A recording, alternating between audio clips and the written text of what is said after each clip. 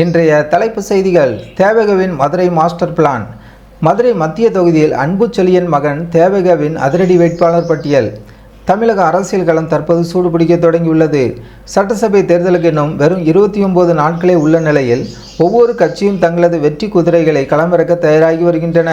குறிப்பாக தமிழக வெற்றிக்கழகத்தின் வேட்பாளர் பட்டியல் குறித்த எதிர்பார்ப்பு உச்சத்தை எட்டியுள்ளது. இந்நிலையில் மதுரையில் ஒரு மிகப்பெரிய அரசியல் மாற்றம் நிகழப்போவதாக தகவல்கள் வெளியாகியுள்ளன. அது என்ன, விரிவாக பார்ப்போம்.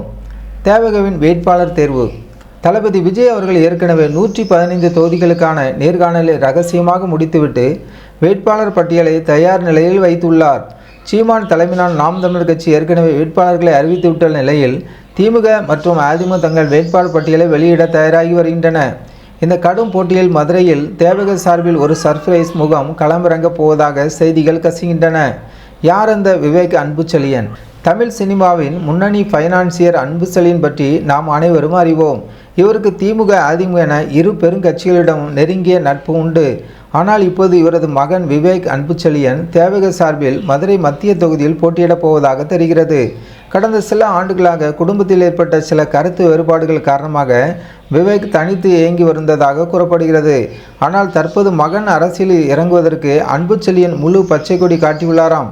மதுரை மத்திய தொகுதியில் தான் அன்புச்செழியன் அலுவலகம் மற்றும் கோபுரம் சினிமாஸ் போன்ற பல வணிக நிறுவனங்கள் உள்ளன. இதனால் அந்த பகுதி மக்களிடையே இவருக்கு இருக்கும் செல்வாக்கை வாக்குகளாக மாற்ற தேவக திட்டமிட்டுள்ளது. மதுரையில் தேவகவின் பலம். மதுரை என்றாலே தேவகவுக்கு ஒரு தனி மவுசு உண்டு.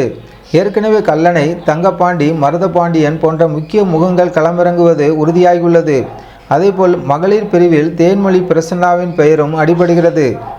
மதுரையில் தேவகவின் பலம். மதுரை என்றாலே தேவகவிற்கு ஒரு தனி மவுசு உண்டு.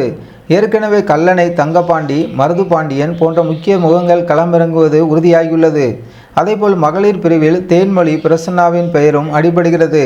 இப்போது விவேக் அன்புச்செழியன் இணைவது மதுரை மண்டலத்தில் தேவகவின் பலத்தை பல மடங்கு அதிகரிக்கும் என்று எதிர்பார்க்கப்படுகிறது. விவேக்கிற்கான தேர்தல் பணிகளை இப்பொழுது ரகசியமாக முடுக்கிவிட்டுள்ளதாகவும் தகவல்கள் தெரிவிக்கின்றன.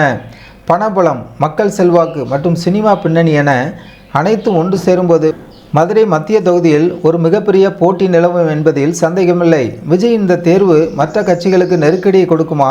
பொறுத்திருந்து பார்ப்போம். இதுபோன்ற உடனுக்குடன் அரசியல் செய்திகளை தெரிந்து கொள்ள நமது ஜனநாயக டிவி சேனலை சப்ஸ்கிரைப் செய்யுங்கள். உங்கள் கருத்துக்களை கீழே உள்ள கமெண்ட் பாக்ஸில் தெரிவியுங்கள்.